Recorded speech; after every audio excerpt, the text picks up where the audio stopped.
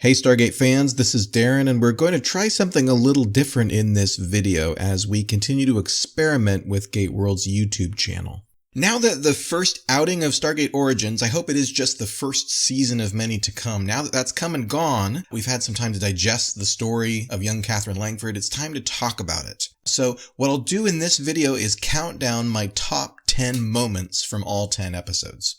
I should say that Stargate Origins was released originally on StargateCommand.co as 10 short webisodes. But by this summer of 2018, you'll be able to get the feature cut. They're going to take the webisodes and recut them together as a single movie and then sell that digitally. I should also say here at the top that my top 10 moments are not ranked in order. We're not going to count down from number 10 to the very, very best. Instead, what I'd like to do is go chronologically through the story. So, of course, be careful for spoilers. We're going to talk about the whole thing here. So let's get started.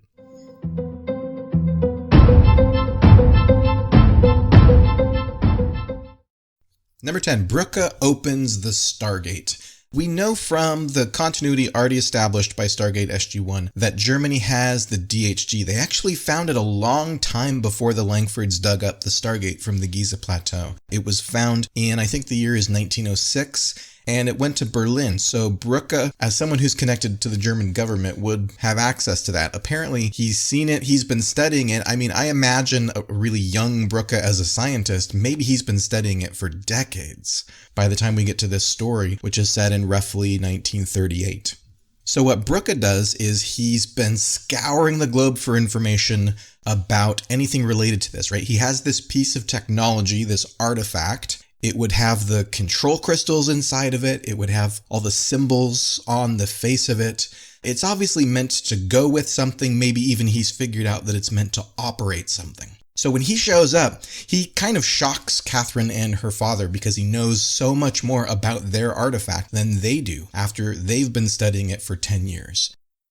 So number 9, fighting with transport rings. This was a really nice echo to the feature film. After Catherine and Beale and Wasif follow Brooke through the Stargate, the first person that they encounter is Serket. They encounter this alien warrior. Serket is a goa'uld. They have this fight in the throne room, and right behind Aset's throne is a sort of landing pad for the ring transporter. Of course, we saw the ring transporter in the feature film. We saw it all through Stargate SG-1. Serket uses it to beam in and out.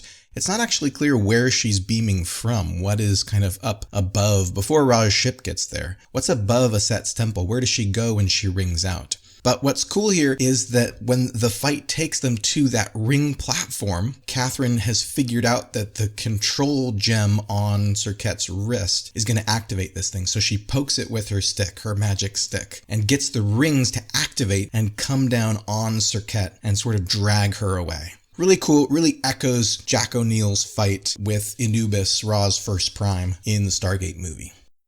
Number 8, Kasuf. We meet Kasuf at the end of that episode, the end of episode 4. He's this young Abydonian boy. He looks a lot like Skara, his future son. Kasuf is really kind of happy-go-lucky. He's really enthusiastic. He leads them to the settlement of Nostevli. He's friendly, but note that he still regards them as Kisa. He uses that word. The word means danger. So as he's leading them into his village, he shouts the word Kisa at his people, as if to warn them that the people he's leading in need to be taken into custody. Number 7, Aset's rebellion. Aset is a goa'uld who's not like most any other that we've encountered in Stargate. She rules over Abydos while Ra is away. She's sort of an underling and allegedly in Ra's service. But the Abydonians love her. She's a benevolent ruler, and she's also a rule breaker. So she's created the Wand of Horus, this healing device, and given it to the Abydonians to use. But she also has a Harcesis. She's had a baby. She's had a child, and the Harcesis is a forbidden child. They're not supposed to exist. What the Harcesis is the product of 2 human hosts of goa'uld. So this is a human baby who's not a goa'uld. But because the parents were both hosts to goa'uld symbiotes, the child receives all the genetic knowledge of the goa'uld. The goa'uld pass on their memories and their knowledge genetically. So the goa'uld have banned them.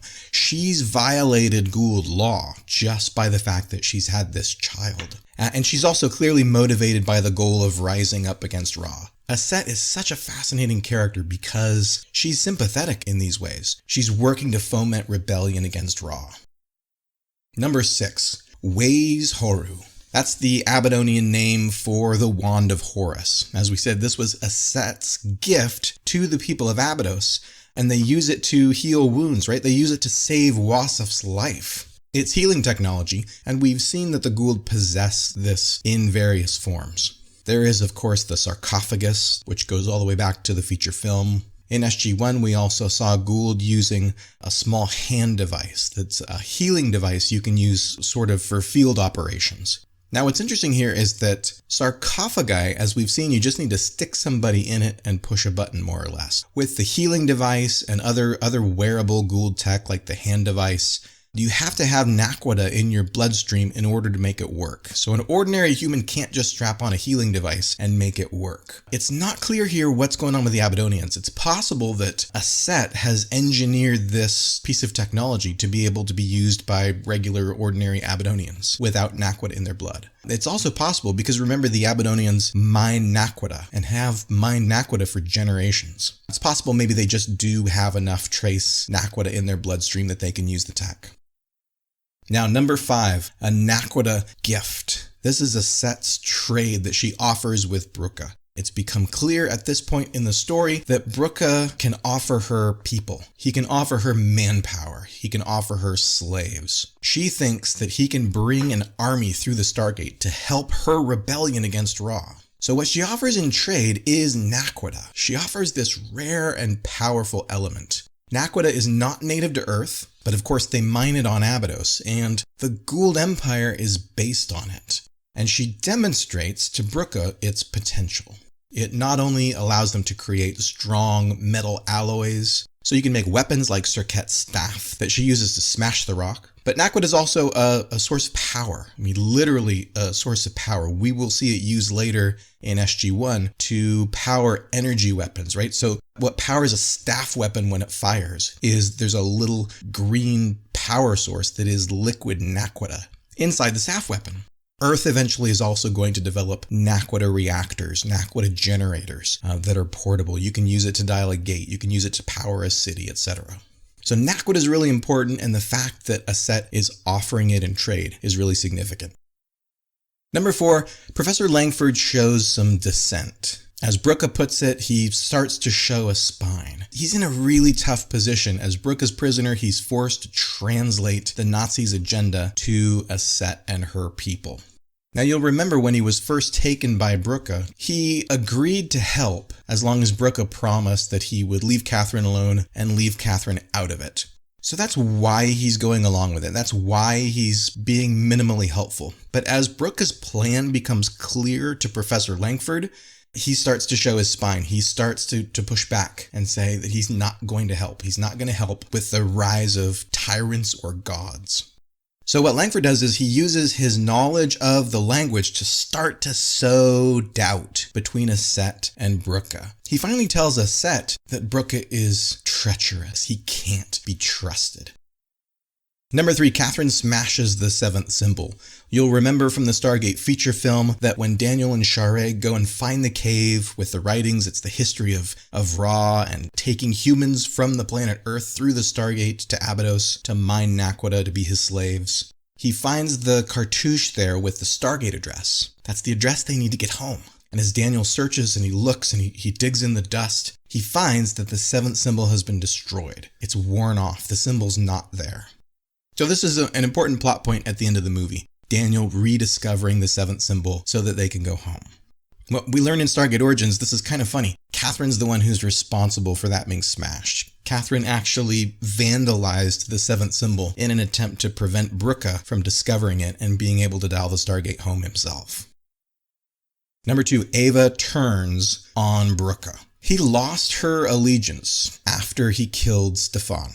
Ava is loyal to Germany. Ava is loyal to Hitler. And so she finally turns on Brucha after he kills his own man. And remember what she said after he did that. He was German. He was one of us. He was part of what she would consider as a Nazi to be the master race. Ultimately, she's the one who ends up shooting and killing him.